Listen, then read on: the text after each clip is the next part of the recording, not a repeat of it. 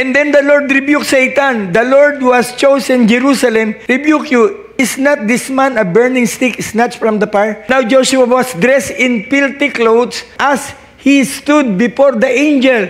The angel said to those who were standing before him, take off his filthy clothes. Then he said to Joshua, see, I have taken away your sin. O yung maduming damit, simbolo ng kasalanan pala. So si Joshua, kahit high priest siya, kahit siya yung punong saserdote, nagkakasala ang tao. So nakaharapan siya, kaya ina-accuse ngayon siya ni Satan.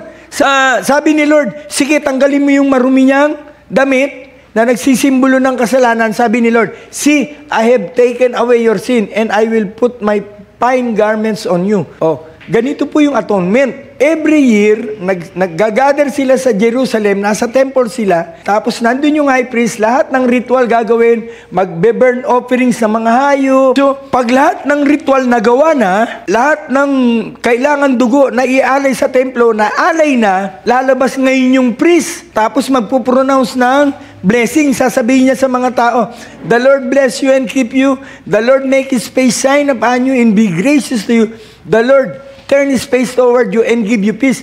Tapos i-release yung blessing. Doon magse-celebrate lahat ng tao. Bakit? Ang kanilang kasalanan ay napatawad na. Day of Atonement. So, yung legal right ni Satan para i-accuse yung tao, wala na, nabura.